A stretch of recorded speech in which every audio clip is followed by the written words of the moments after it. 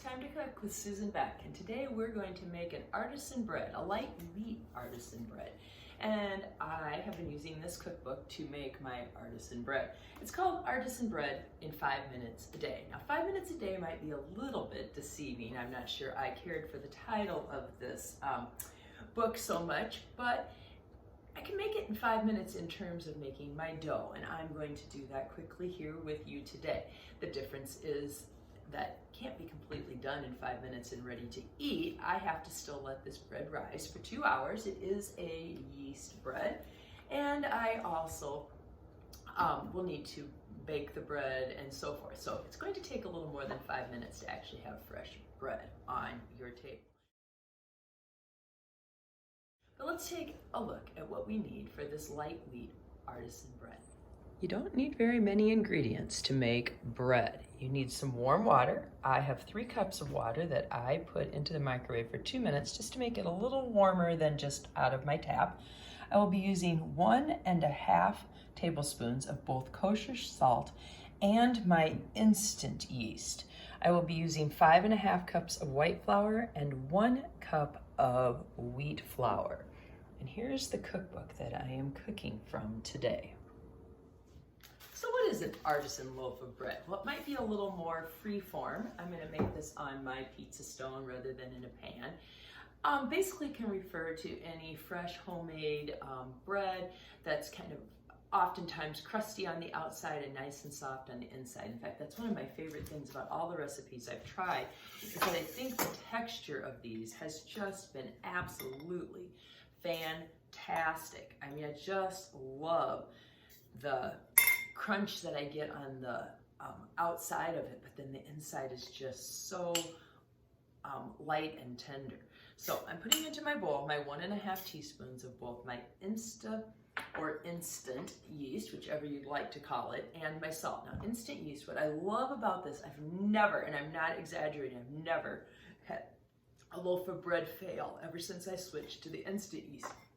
I really don't have to worry about combining my water and maybe my sugars and getting it to dissolve and bubble properly. I just put it all together and everything's just gonna go right into my big mixing bowl. My stand mixer is great, but you can do this by hand and do some kneading if you need to. All right, I've got 1 cup of the light wheat flour and 5.5 cups of the regular all-purpose white flour. The bowl on, along with the dough hook today.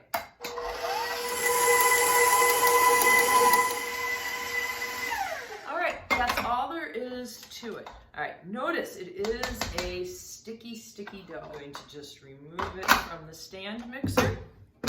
Take the dough that's attached to my dough hook and maybe get that back down in there so that I have it all preserved there. And I'm going to cover it with a towel and I'm going to let it sit for 2 hours. It should come pretty much to double in size. I like to set mine next to my warm fireplace in the winter. In the summer, I'll often set it in a window where the sun is shining in. If your oven's on, setting on top of your oven where there's a little extra heat is nice. But that is all there is to mixing up this dough. We're gonna let it sit for 2 hours, and then we're actually gonna stick it in the refrigerator until we're ready to make fresh bread 4 different times.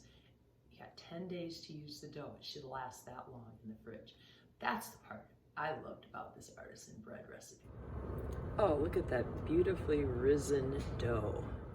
Well, my fire is nice and warm tonight, and it didn't even take close to 2 hours. Within an hour, I had dough that had filled almost my entire mixing bowl.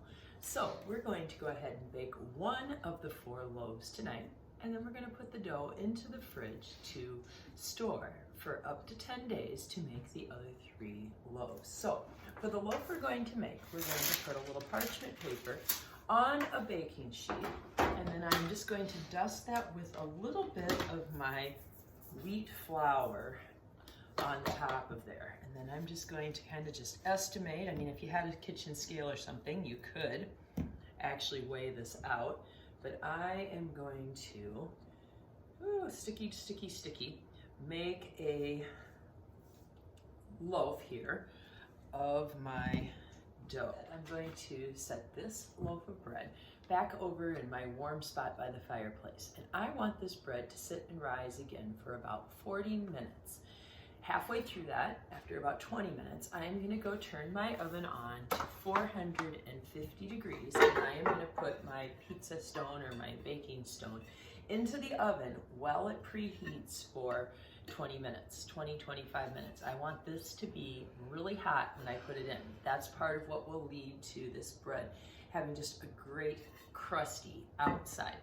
Now, I'm also going to put into the oven when I'm ready to put the bread in. Not yet, but when I'm ready to put the bread in, I am going to be putting some water underneath it, which helps to kind of steam it. So more like you might do when you make French bread. And I think that the water is really also leading to this crusty outside of this Artisan light wheat bread.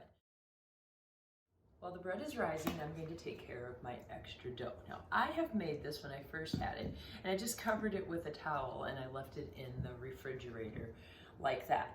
And it was okay, although I did find by the time I was reaching closer to that 10th day, it was getting a little drier. It still made okay bread, but I've decided on a new method. I use a little lightweight Tupperware here, one of those like Ziploc brands. And I do have a lid, but I'm not gonna snap the lid on tight. I'm just gonna leave it on loose. So I am just going to remove all the rest of the dough from my mixing bowl. Place it into this plastic container we will use at a later date. And I just set it in my refrigerator. Again, remember, this is not snapping on. It's just laying on the top loosely. And I can come home and make fresh baked bread 3 more times. I'm gonna turn this to bake, and to 450 degrees. We're going to put that pizza stone on the middle rack and let that heat up for 20 to 25 minutes. Well, my loaf has been rising for 40 minutes, and look at how much bigger it is. It is ready to go into the oven, and I usually just slide it off. Notice how I used a baking sheet that doesn't have a rim, so I can just slide this right onto my pizza pan. Pulling out the rack with the pizza pan and sliding this right off onto the stone. Once the bread is on the pizza stone, I need about 1 cup of water going into a pan underneath that bread. I am using my broiler pan. If you don't have a broiler pan, just use a 9 by 13 cake pan, and then that'll create some nice steam to make a very crusty outside to our bread. This is going to cook for 30 minutes, and then it's going to come out and cool for a bit before we want to cut it. All right, I'm going to go ahead and cut this bread. It's got that crusty, bottom and top all the way around. Look at the beautiful texture of that bread, but it's nice and crisp on the outside here. And I just love it, especially while it's just a little bit warm. Cutting it, use a serrated knife. That works a little bit better. And I will eat this with my soups. I'll eat this with my casseroles. I love to make avocado toast out of it. And homemade jam is so good on it too. All right, this is the light wheat bread. This recipe book also has recipes for cheddar bread. I made a potato garlic bread.